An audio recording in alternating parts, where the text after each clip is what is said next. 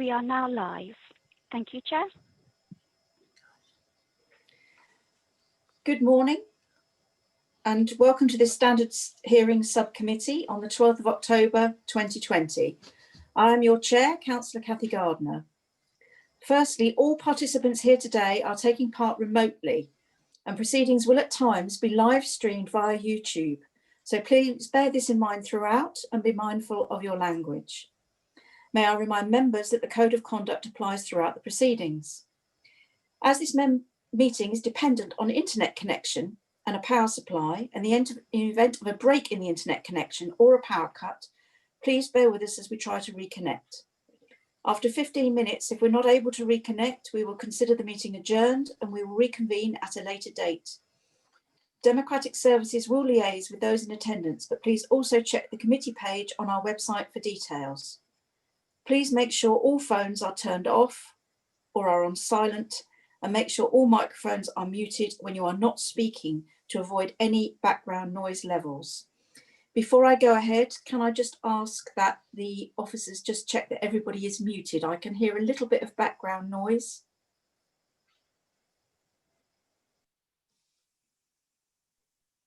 I think Alison, it's not Alison. Are you able to click your mute button at the bottom left of your screen?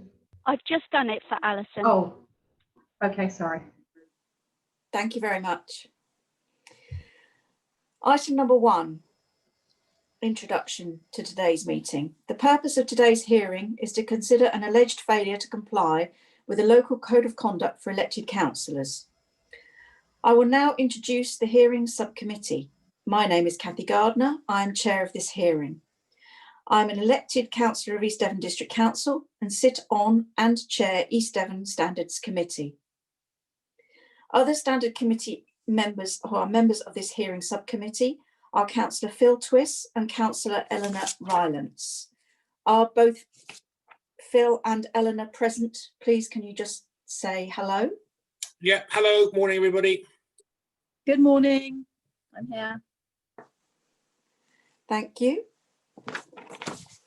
Also present are 2 non-voting members of the Standards Committee, Martin Goscombe, who is an independent member, and Morning, Parish everybody. Councillor Bob Nelson from Broadhenbury Parish Council. Morning, everybody. Good morning. Thank you.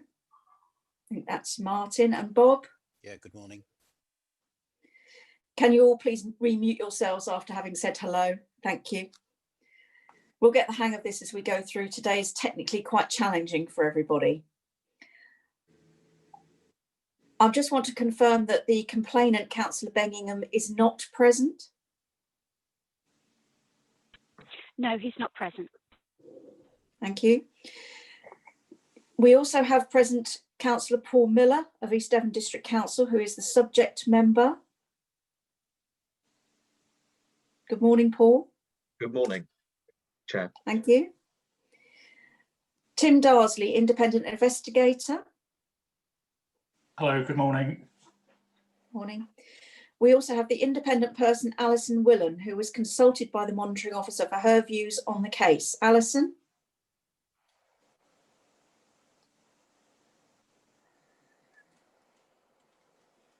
I know we've seen Alison this morning. I think we'll count her as present. Henry Gordon-Lennox, monitoring officer of EDDC. We also have Anita Williams, principal solicitor to advise the subcommittee, and Rebecca Heel, solicitor in case the principal solicitor loses connection, along with Wendy Harris, Democratic Services Officer at EDDC, who will clerk the meeting. Can all those officers please confirm they're present and connected? Yes, good morning, Chair. Good morning, Anita. Rebecca? Good morning. Yes, present. And Wendy. Good morning. There you are. Also present is Ron Metcalfe, representative for Councillor Paul Miller, and Councillor Eileen Ragg, who's made a statement in support of Councillor Miller and who I have permitted to attend to answer any questions that there may be for her. Can Ron and Eileen please confirm that they're also online? Good morning, Chair. Good morning, Chair. Good morning, thank you. I can confirm that the hearing subcommittee is quorate. So can everybody please mute, make sure they're muted again, please. Item 2, declarations of interest. Before we proceed with this hearing, do any members of the hearing subcommittee have any personal or pecuniary interest to declare in relation to this hearing? You can wave your hands if we can see you all, or alternatively raise your blue hand if you wish to make any declaration of interest, and Wendy will look out for blue hands. Are there any declarations of interest? Yes, Chairman. Phil Twist here speaking. I'm the DCC division member for Fennerton and Honiton. That's the Devon County Council. I sit on Adult Health Scrutiny and the Standards Committee on that council. I'm also, I sit on something called the COG, which is the Governor's Council for the RD&E NHS Trust. Thank you. Thank you. Wendy, do you need to do a confirmation from other members for declarations? It would be helpful if I could just sort of just do it by roll call, if that's okay. That's fine, thank you. Okay, if I could just start with yourself, Chair. Nothing to declare. Martin Goscombe. Nothing to declare. Bob Nelson. Nothing to declare, thank you. Councillor Rylance. I have nothing to declare, thank you. And we've heard from Councillor Twist, so that's everyone. Thank you.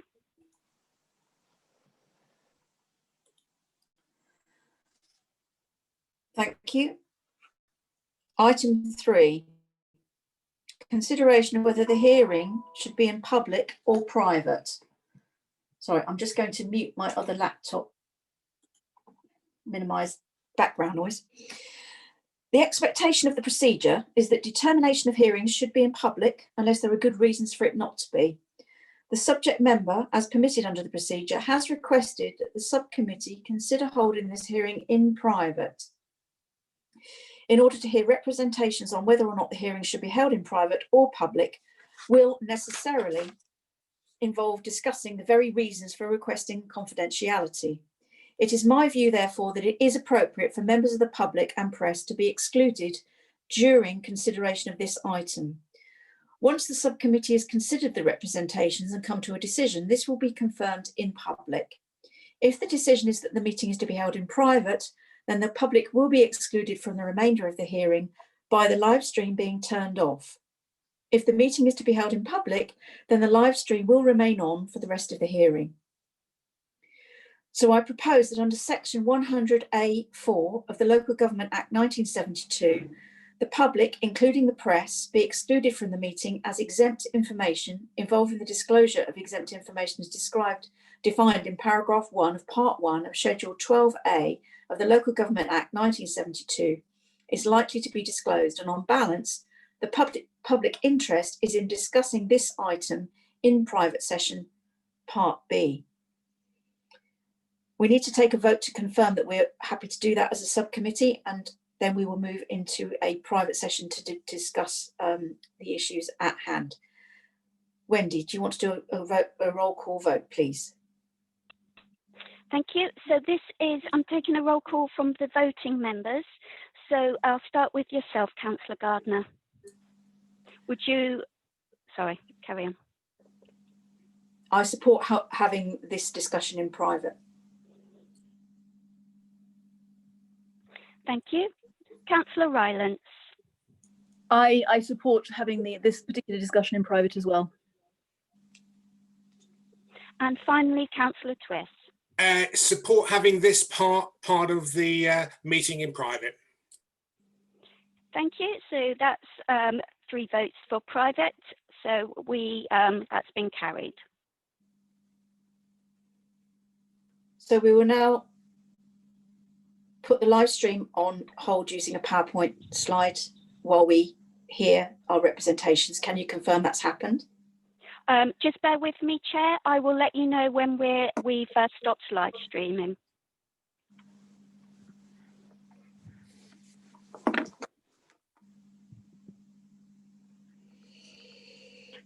Okay.